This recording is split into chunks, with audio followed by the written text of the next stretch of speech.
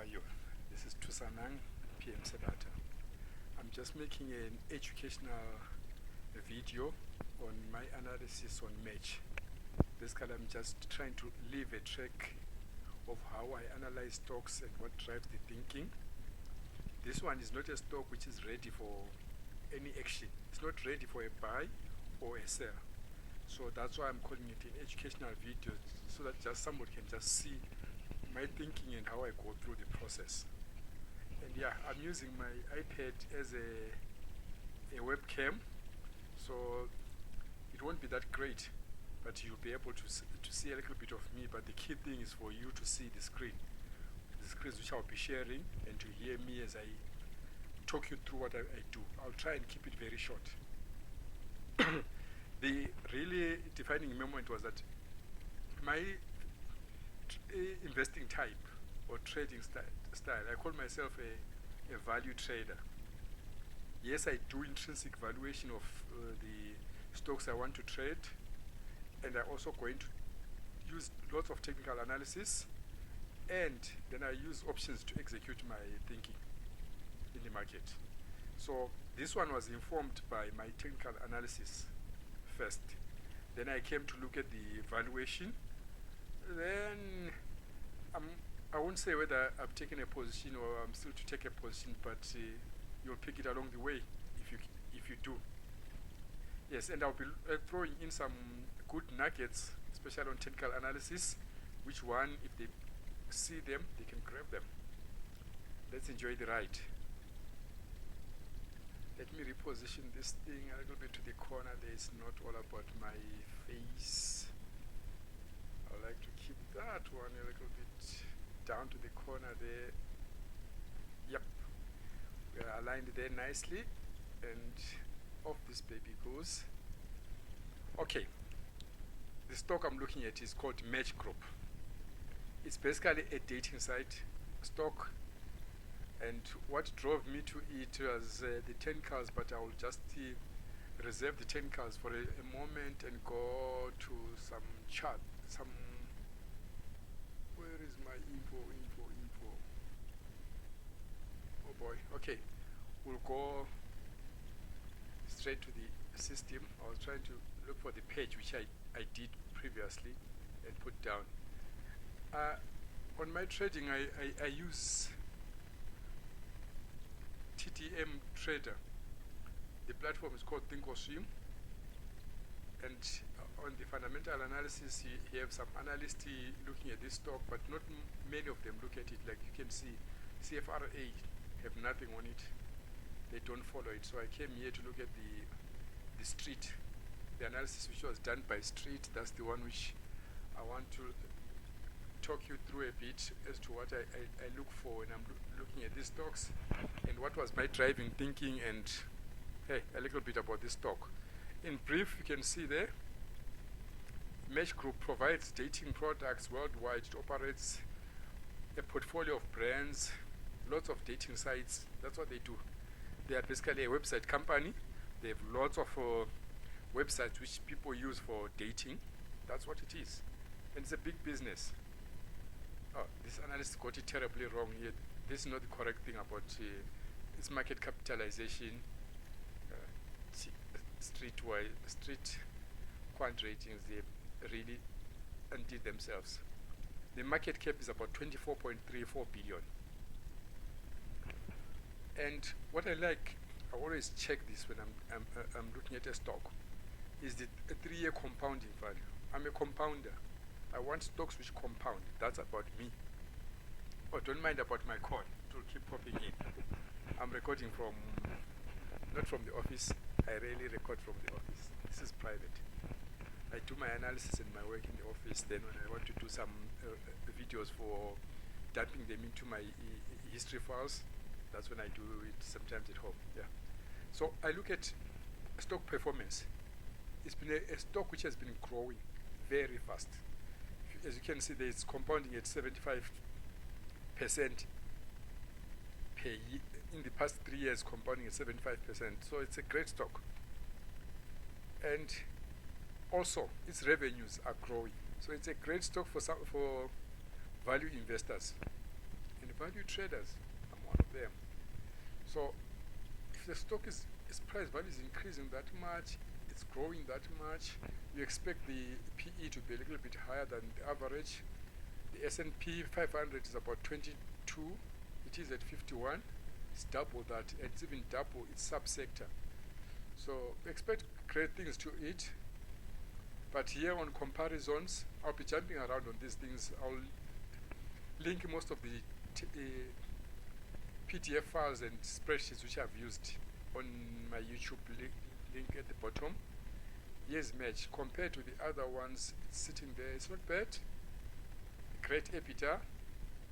Revenue growth, there are some which are popping up, growing faster than it. But when you look at this part here, is the one which is sitting with the highest market cap. It's about 24. My approach, my philosophy is I want to trade the big shots because I want to use options, I want liquidity and able to get in and out and scaling. So I leverage a lot, so I don't want small stocks. When I leverage, I become a big shot. I want to be a small fish in a very big ocean. So I only pick the guys. I won't trade anything with the market cap of less than 10. No, it's not in my sphere. I attack the big boys only. So match qualifies on that one. And also when you look at the second, revenue growth and earnings, smack in the middle. I prefer them somewhere here in the green zone, but I'll compromise for this one. Is the big boy in the space. So that was my interest. Really what drove me was this part and the revenue growth. They are great. And the fact that PE is this crazy up, when I expect something to crash, it's good enough for me going short. Yeah, beta is okay. It's not that correlated to the market. And when I do, this is the part where let me skip it. I wanted to combine two things, but what I wanted to talk to about is the business model. I like to analyze the business model of any company which I'm analyzing. I do the intrinsic value, business model, then I have my story, which talks to the intrinsic value as to why I'll be giving it some of these numbers, but we'll get to it. I like the beta there. Then I will also go to this website, Finviz. I like this website, and I do most of my screens there to see what I'm looking for. On a daily basis, you can see the stock has been just gray, going way up. Since December, it has rocketed up there. Sorry for the adverts, guys. I'm using the free one. Performance year to date, more than 100%. So if you got in at the beginning of the year, you have made a 100% return on this one. It's great. I wasn't in it. I'm just got interested recently in it when it started hitting all those highs when everybody else was going down. On a weekly chart basis, you can see it spent most of 2018 doing what I call washing machine system, where investors and traders are washing machines, just being toasted around, going nowhere, because it started here around 45, ended around 45. So it was, yeah, just toasting around. But since then, man, it has kicked it all the way 100%. If you look at this as 40, we're above 40. So yeah, we're above 80. Sorry, it's 100% return. It's a great one. And some things which I like to look at when analyzing this, I like to see it. This is a summary of the fundamentals for me. It summarizes everything in this small data sheet, and I found it very helpful. I'll just go through it quickly. Market cap, as I said, I like things above 10, below, and the higher the better. 24 is really marginally low for me. Sales and that is not really, I'm not really much interested in that. They are positive. I don't want stuff which is not making really good sales there. Book to share, cash to share. Basically, these are websites. Man. There's not much for book value. Employees, I don't care about them. They have 1,000. Most of the things run on websites. This part is not negotiable for me. I want something optionable and shortable. Always needs to have a yes. If it doesn't have a yes, I won't even look at it, because on my screening, it won't pop up. PE is way high for me. When it's red, it's on the other extreme. I like these ones for shorting. The forward PE, well, still way up. PEG, that, let me skip those, but I consider PEG a lot. Price to book and price to cash, not much there in this one, because the model is running out of website. But take note of something. Price to cash, it's about 91. And the price is at 84. I'll pass that one, I won't dwell much on it, but there is serious significance there. And the key thing to note is here, debt to equity, long-term debt to equity. This is more than 7 times the debt they run on compared to equity. I would understand a bit, maybe they used lots of that money to update and they have their databases and run them, their websites, but really, the owners of this thing don't really have much skin in the game. But yeah, it's good enough for me, and I like it, especially when I'm looking at a short. Then, earnings, they've been great. Earnings per share for the next 5 years, it's about 16%, 17%, call it that. Earnings past 5 years, it's been more than 25%. It's good. It's been doing great. And sales past 5 years, it's been growing sales, compounding them at more than 16%. I like that. Quarter to quarter sales increased by 18%. So sales are really increasing in this company. Very good. That's why the price has been rocketing. When we come to insider ownership and institutional ownership, these numbers, I consider them a little bit of crap.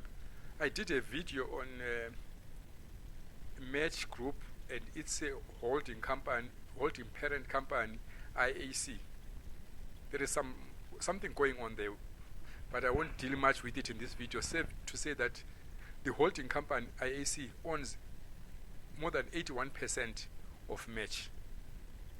And the holding company is owned by a family which owns more than 80%.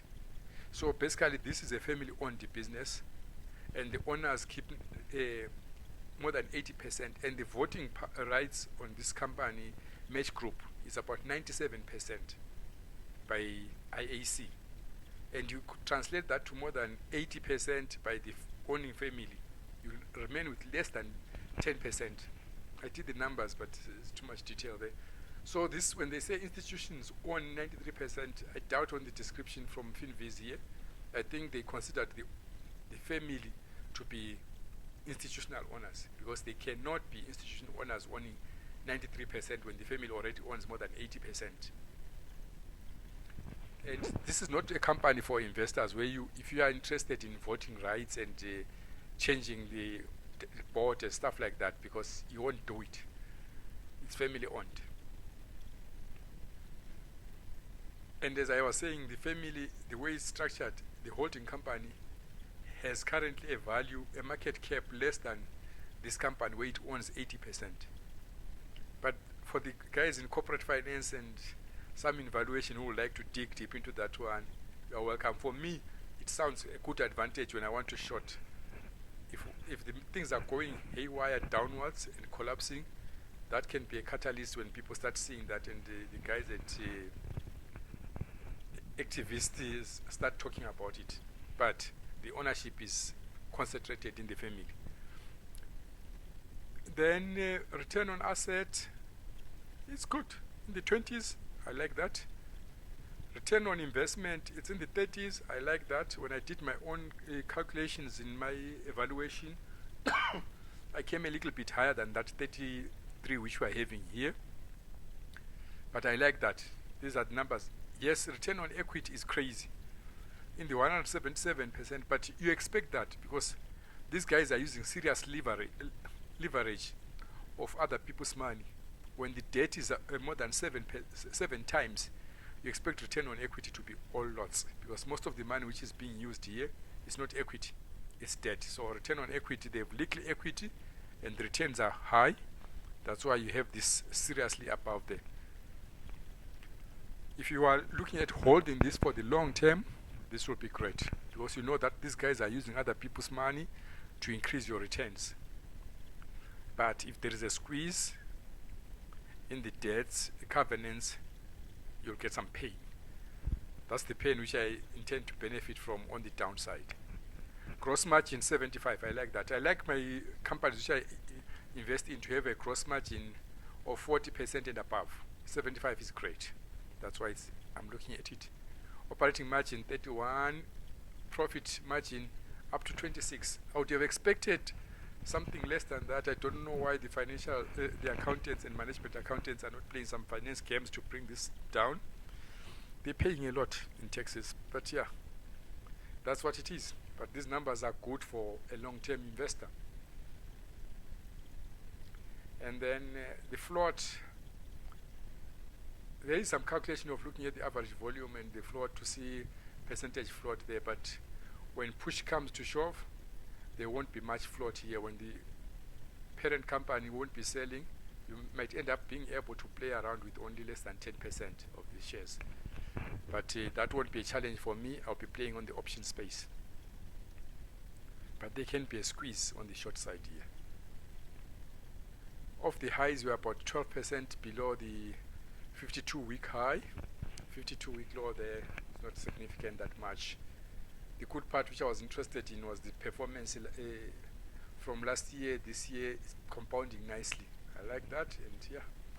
So this is my brief analysis on the fundamentals as they come out of the financials, and Finviz does a good job of it, and I like that. So that was my thinking. This stock has run a lot upwards when everybody else was correcting. Recently, they haven't corrected at all. That's my take. So those are two reports which I use from a fundamental perspective. I will also go down a bit and check some stuff which I used. For this report, I basically used two things. I used the 10K, and I also used the 10Q. The recent 10Q for end June 30 and last year's 10K. And I'll just go quickly into the spreadsheet. Took me a lot. It's time to come to the numbers. Basically, on the numbers here, what I did is I used a trailing 12 months to try and get it, because we're almost halfway. This is August, and their year end is December. So just using the 10K for last year would have been a little bit oldish. So on my spreadsheet, I'll also share this spreadsheet for those who want to go into detail on it and look at it, because I'll seriously summarize here. So I took the last 10K, put the revenues there. The first 6 months for last year, that's what I got there. The first 6 months for the current year is that. Then the trailing 12 months to make up a year. What I did is I took the 10K, subtracted the first 6 months on that 10K, removing the stuff for June 30 and before in 2018, and added the current one, so that I have a current full year's numbers in this trailing. Same thinking on these other two. I couldn't find any R&D expenses, but I was not thorough with my analysis of the annual report. And yeah, on the book value of equity and book value of debt, I used the current 10Q. And as I was saying there, you'll notice I said their book value, their debt is serious, about 7 times. And let's just do that quick calc to show you where we are. When I'm doing my calculation after adding some of the things which they did not include in debt, I come up with almost 7.9 times the equity. The equity is down to almost 210 million, but their debt is way on the 1.7 range. So that's what I was talking about there, saying it's way too high. There isn't too much debt. So that's where I got those figures there. And going into my input sheet, this input spreadsheet, I use it from Dr. Aswat Damadarin.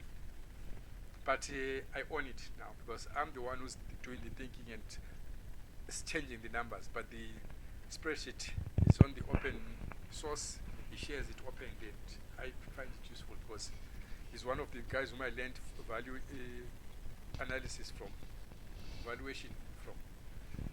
Okay, so all these figures here you see here are coming off the 10 trailing here. It's not exactly the 10K.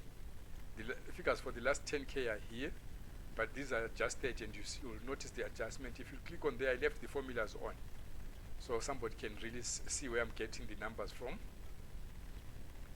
Yeah, and populating those numbers there. And I said R&D nothing, I did not find it. Operating leases, they might be there, but I did not find them significant, so I left them out also. Cash and cash equivalents, I've got them correctly there. This one, number of shares outstanding, I did not go with the numbers which they give in the 10K or 10Q. I did a calculation. I took the market value of the company. I did some adjustments here. Let me just quickly go and change my stuff, because I'd done this thing about 3 days ago. 2434. Let me just quickly correct that on the fly. This will be 34. The price, I changed it now. Where are we? Where's my chart? Yeah, we're still around the 84, 74. When I did some few adjustments before we started, it was at 46, so I won't change that one. It's close enough. Basically, the number of shares outstanding, I just go with the market cap divided by the current price. I get my number of shares. Here, I just input the current price. And the effective tax rate, it's a little bit clumsy because of this Donald Trump forgiveness of taxes.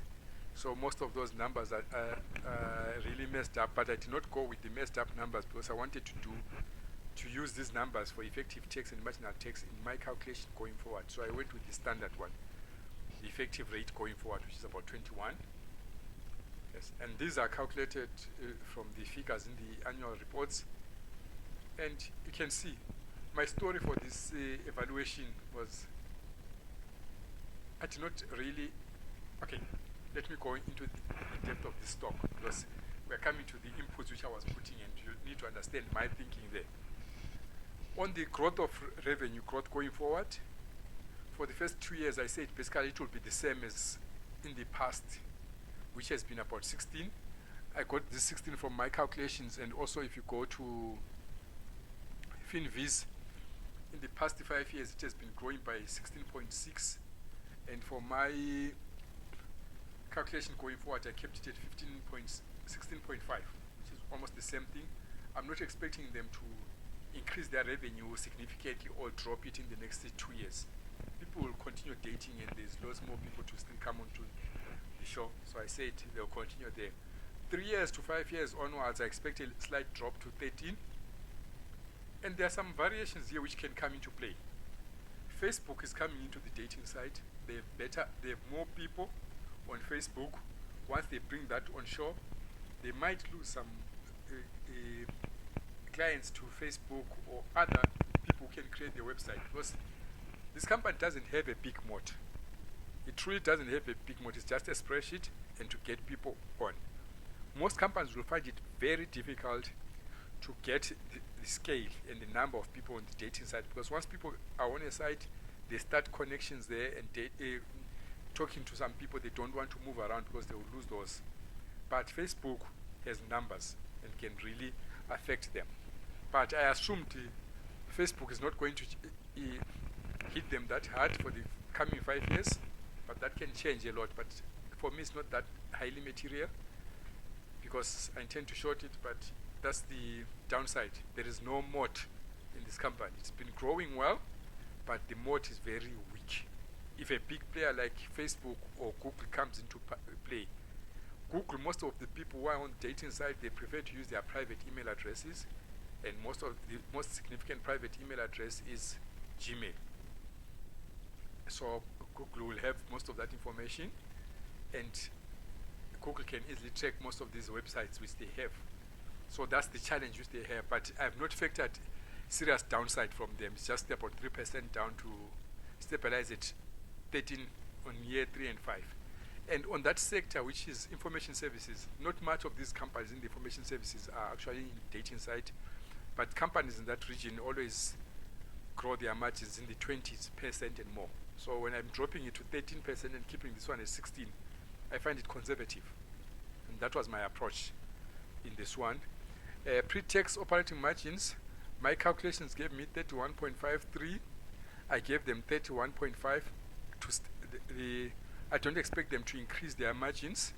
And also, if we go into Finviz, their margins is about, operating margins about 31.3. So it's in sync. I did not give them any benefit or downside. I maintained status quo there. Year of convergence is 5. There's more details to that, but it's just here when things converge back and we can use the standard growth in the market. And reinvestment, I used 1.1. If you go into the details of the calculations, you will see these numbers popping up here. Somewhere here, reinvestment. One can lower and increase this, but I had to keep it at a little bit significant amount. Almost half of what they make, they will reinvest. But it will start shrinking down as a percentage going further. Because once you have the websites and they are running, it's more like maintenance there. Because they are, in total, they are going to increase their revenue from about 2 billion at the beginning here to 5 billion. And they will have to reinvest about 2.7 billion to get that. So I think that's comparatively fine for me. That's my thinking, that they will be able to increase their revenue from 2 billion to about 5 billion within the coming 10 years. It's not much growth for a company which is currently growing at 16% or 17%. Risk-free rate, it's about 1.53. Just where I get it, I don't use fancy numbers. I just go here on Finviz home screen and take it as I see it. 1.523.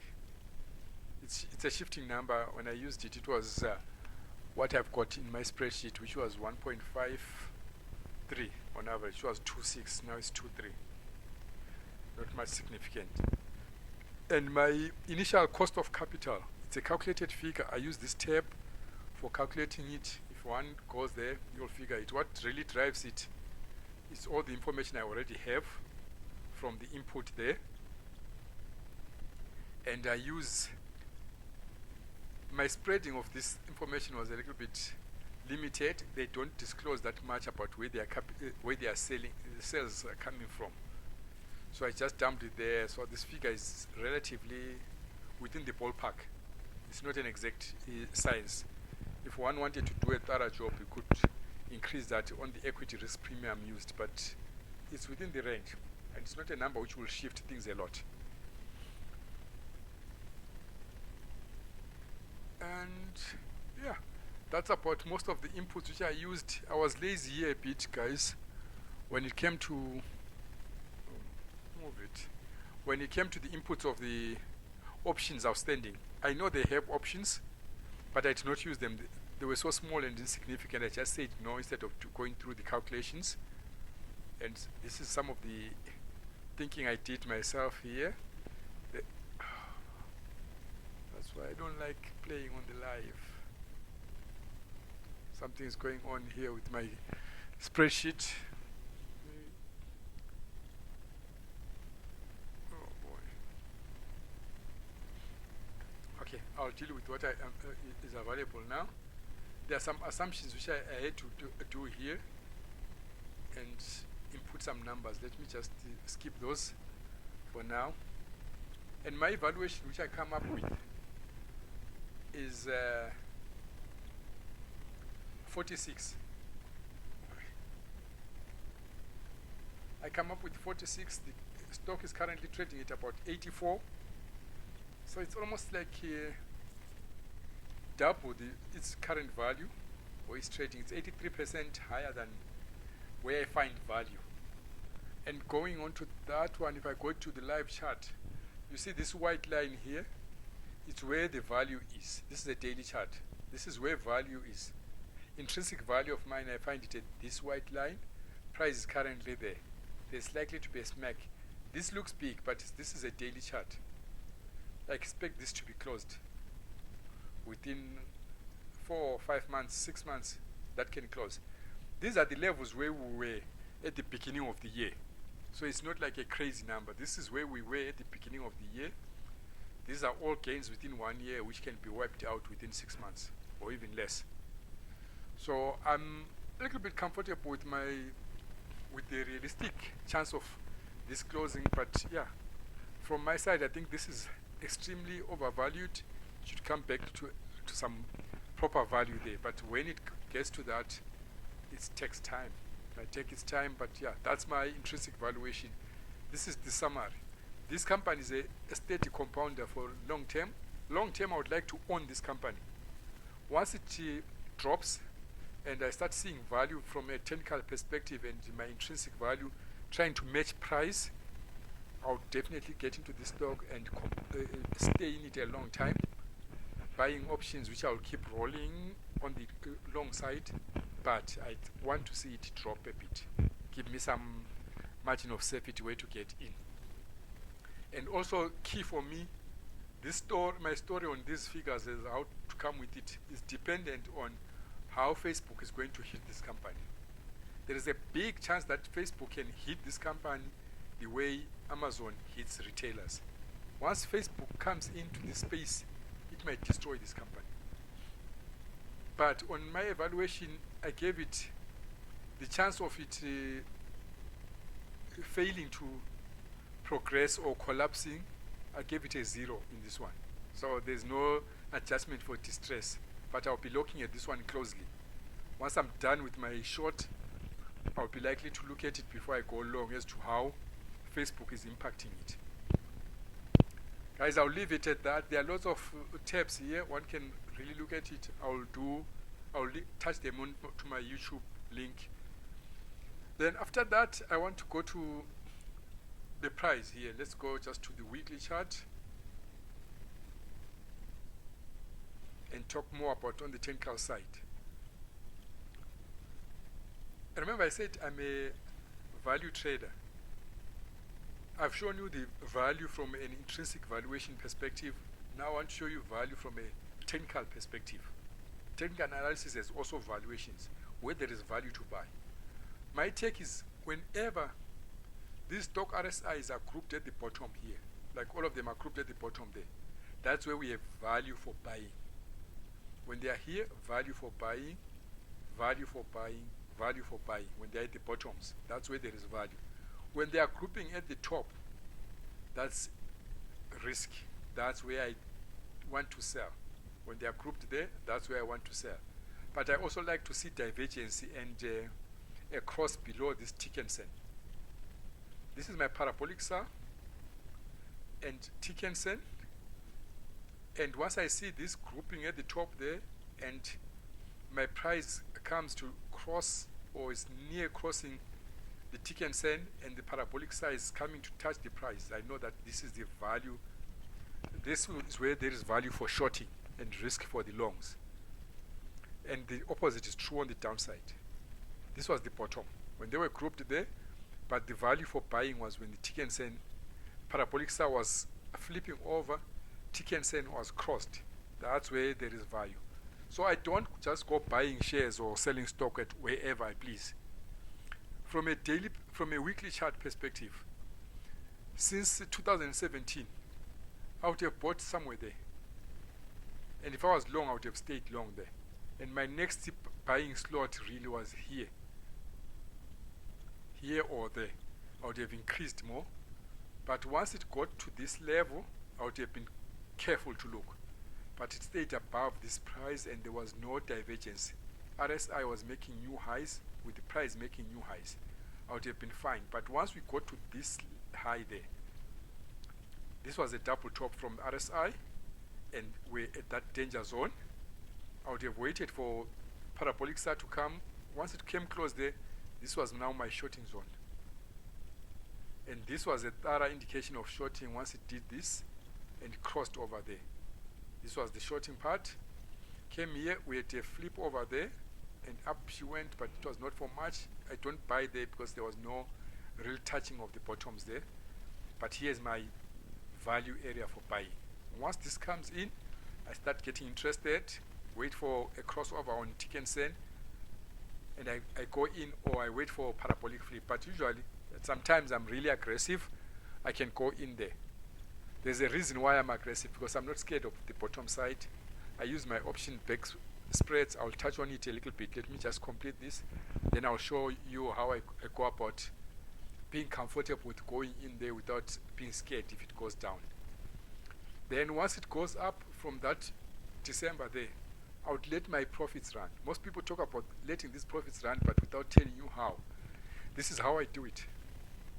Once we have a parabolic flip, before I have another parabolic flip, I'm not panicking at all. So through this whole period, I'll be sitting relaxed. Why? I have two scenarios going for me. My parabolic size is below the price. Dickinson is below the price. So this, let it run. And when I get here, it's a mini top. And look at what RSI is doing. There is divergence there. Once I see this divergence, and what is parabolic side doing? Getting very close to price. After this big move, this is the shorting point. Short it there. Once they have grouped to the top there, and stochastic has crossed, showing us the downside, grouping, divergence, price peaking at the top there. This is a shorting zone. That's why I was interested in this one. I started looking at it and did some digging on it. And also, just for those long-term investors, I like to see things agreeing. I'm not going to give details on this one. I'm just going to let it fly. This is a new stock. We don't have much information, but they are grouped at the top. Monthly grouped, weekly grouped at the top. Here, the stock RSI is grouped. Daily grouping, there's not much danger in shorting there. This is the shorting zone. Once you have this red line, this one here, the short one is Dickinson. This is Kijinsen. Kijinsen is flat, is telling you that there's no momentum here. Things are just consolidating. There is no momentum. Momentum is dead. This is the zone where you don't place your trades, unless you want to accumulate big positions and you have an expectation of where it's going to go. I'm just going to rush in. I'm taking too long. But yeah, that was the technical analysis. So from my technical perspective, I don't just run around. Even from a daily chart, I'll just pick one other chart and explain something. Let me just pick the S&P, SPX. This is just to explain this where value is. I'll use the monthly chart just to keep it educational. I don't want people to go picking the stocks tomorrow and saying, I said it. There was value. 2009, on a monthly basis, once it crossed in that region there, this was the buy. It was just 1 month after the bottom. And that was the only place where you true investors, long-term investors, were supposed to buy there in 2009. And yeah, if you are really a true long-term investor, that was the time for you to buy. That was where there was technical value in buying. That was it, if you are using the monthly charts. Since then, we haven't had any good news for shorting. The RSI has been going up. Even now, it's been going up, but there goes divergence. We are forming a big divergence currently since beginning of 2018 up to now. It's big divergence. This is the part where you start looking at shorting if you are of getting out of this market. If you are a long-term investor, if you are a medium-term investor, I'll use a weekly chart and 5 years. There we are. If you are a medium-term investor, you only had value to buy in 2016 around mid-February. That's where you had reason to be buying, technical value there. And you were supposed to get out somewhere here when that technical value was gone. But it was more like what I would call, if you are using Elliott wave charts, this was more of a 3. You know that you're going down, but not significantly, because price and RSI were doing the same thing, all going up. And October 2018, you had a clear issue of divergence. Price made a small high, but RSI was significantly making a lower low, and you could see it was just on the top line here. I used this 69.1, okay, call it 70. That's it where it was. So clear divergence there. You knew you're supposed to short. And what did my parabolic SAR do? It flipped over. Price was touching and flipped below parabolic SAR. Sorry, flipped before tick and send. This was a shorting zone. This was a risky area for the longs, money making zone for shorting.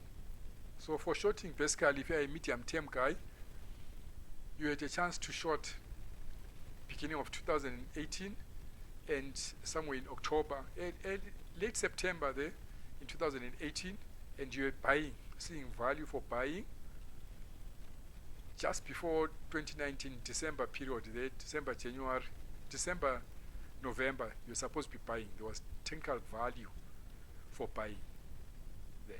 And after that, off we went. And the RSI told you that it needed to be sold around July, end of July. Told you it needed to be sold. That was a risky area, and you can see continued divergency. Up she went, bam, bam, nowhere going. Bouncing on this 70 zone. She told you it wanted to be sold. All the conditions were there. Currently, what is happening to the RSI is just volatility. You're just being tumbled around, machine washed, doing nothing. There it is. Tick and send flat, kitchen send flat. There's no momentum. If you are a momentum trader, what are you doing in the market now? Unless you were short there and you're really playing it for the long side down. That's my take. I've just shown you intrinsic valuation from the fundamental, the guys who call themselves value investors. I've shown you how to determine value from a technical perspective. I'm not busy in the markets because the technical value really tells me just a few places, but those places help me to pick bottoms and tops, and that's where value and risk is. That's how money is made. And just in closing, I just mentioned that I'm not scared of picking the bottoms and tops. Reason being, let me rewind a bit. I'll rewind, and I'm using a book by Guy Cohen, The Bible of Option Strategies. I just want to talk about a investment philosophy. I mentioned that I use options for trading. I don't buy stocks directly. Why I don't do that? I don't like the risk profile line for buying stock. Like we have here, stock purchase, you purchase the stock there. It can go up straight, fine. But there's no much leverage. You use lots of your own cash. I prefer to use other people's money. And if you get it wrong, that's how you sink. This profile, risk profile, I don't like it at all. That's why I'm not going to be buying stocks. Same thing with shorting. And most people talk about calls and puts. The bare minimum, the way they are. I don't like this profile either. It just doesn't talk to me. I don't find how it makes logic to other people. But for me, no, it doesn't work. Because if I buy there, and if it goes wrong, I lose everything. If there's a black swan event, I'm wiped out. Even if I do a put, same story. If I get it wrong and there's a black swan event, wiped out. No, guys. There's a better way to look at the markets. You can't be living trading this way. So I'll deal with options in another video, but I just wanted to mention it on this one, that that's not the way I see the markets. That's not the way I play. I want to make sure that I'm not losing everything, or the odds are on my side. And how do I do that? Briefly, I'll just touch something which will give you a hint of how I played, but I've tweaked it a bit to improve my odds. Let me just go to 219. 219. Right, I use leverage strategies. As I was saying, one can find this book and read it. I recommend it if you want to play the option side. I'm just going to show you the risk profile. This is the profile I prefer. when I'm trading. I buy it somewhere there. Just close to where it is there, that's where the stock will be trading. If I'm right, there will be a curve like this, the current curve. This will be the curve at the end of the period of the options. So there will be a curve which will be like something like this. It's going up. If I'm wrong, I'll collect a small credit there. Yeah, if I'm wrong, I'll collect a credit. If I'm right, I'm killing it. If I won't hang around for it to tank to this zone. If there is a black swan after I've got in, the stock will be trading somewhere here. And I'll collect a small credit. A 1%, a 2% for being wrong. I prefer to be paid for being wrong. So 2% for being wrong will do me just fine. Unlike for the calls, if I'm wrong or there's a black swan event, I've lost all my premium. No, I want to be paid a small amount for being wrong. If I'm right, I want to be paid a lot. And this crevice, even if it were to happen, this will be gradual. It will take its time to happen, and it will be here. Then I can put a butterfly here and cancel out this trade. Even if there's it cannot be a black swan event, because if it happens slowly, and I can do my adjustments. If it's a black swan event, something tanks and gaps down, I'm fine. I'll get my 1%, 2% for being wrong. If it's a black swan event in my direction, I'll kill it. That's the risk profile I prefer to live in. Not these ones which we're showing there, or the straight one that if it's a black swan event, I'm losing 20%. You hear money managers saying they are down 20% now or so. They are not really hedged. They might call themselves hedge funds, but they are not actually hedged. That's a diversion onto the option side, but I'll deal with that one in another life. So basically what I was doing was my evaluation on Match Group, the stock which was a good target for shorting. Those who picked it, they picked it. You can make your conclusion as to where I am positioned on this one. But yeah, that's what it is. And going back to Match, to summarize, what's going on, guys? Don't be surprised about my picture there. I'm using my iPad for my webcam. There we are. This is the weekly chart. That's where I deal with most of my options in. This was the peak zone where there was maximum risk, and we've been bubbling around. I knew we were going to be bubbling around because kitchen sand is flat, chicken sand is flattening a bit. So this is a good accumulation. The big boys are selling. That's why you have these weeks a lot, and we are bumping around there. What is happening? Big boys are trying to get out quietly, and some are getting into short quietly in this zone when there's still having this crazy and downwards. Just to throw another thing, if you are using, how do I put this one? Okay, grab it.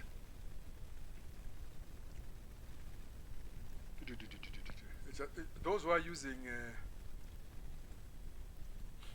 RSI, there's a good friend of mine called, right, find a line for 50 on your RSI. Whenever that 50 line is crossed, there is a major market move. There's the 50 there. Once it was crossed, you see the market gapping there. Once it was crossed there, the market gapped downwards there. Once the 50 line was crossed there, the market started moving up. It did not make a major gap there. Once 50 was crossed there on the RSI, we had these big moves downwards. So the story goes.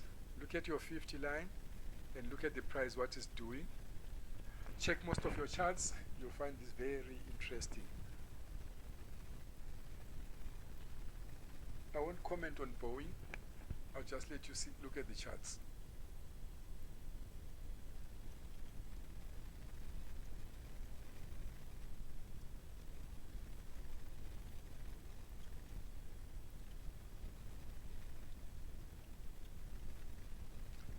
RSI 50, it's significant. When you're approaching that RSI 50, watch out.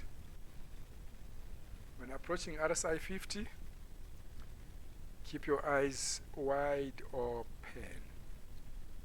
Keep your eyes wide open when you approach RSI 50. There's a guy on YouTube called Eric Muate. I give him a big shout.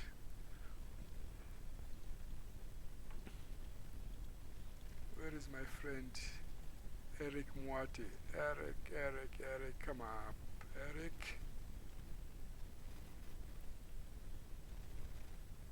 Eric doesn't want to play along.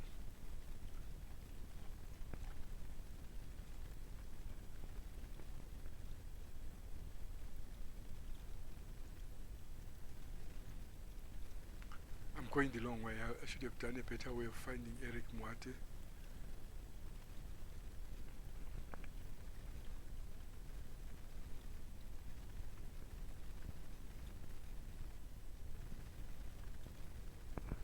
I think that's him. Go dig onto this guy's YouTube. From a technical analysis perspective, he's a big shot. He taught me a lot. Enjoy.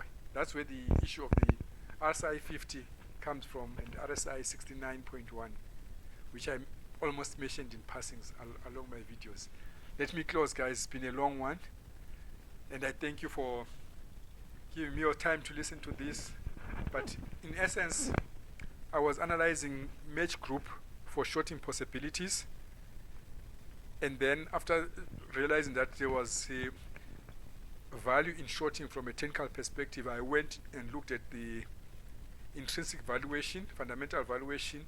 I found the stock trading at 83% higher than where the value was, and it ticked most of the boxes, and I did not like the way the company was managed and ran, and the fact that it doesn't have any mode. It's just websites, guys. But yeah, Amazon is just website. Facebook is just website. They're some of the big companies. But give or take, when the stocks crash, everything crashes. And those who are sitting with debt of more than 7 times their equity usually crash a little bit longer. So in passing, this is where I found value in match group, dating site groups. This is where I found value. Bang, this was now resistance. We went through this resistance, we tested it back, bang, tested it, broke down, bang, we broke up, and off she went. And by my take, this gap is about 83% above value. And that's where I expect it to come dropping. That's my take. That's my analysis. You have seen it. And a big thank you from Tusanang PM Sebata. I'm closing. Sharp.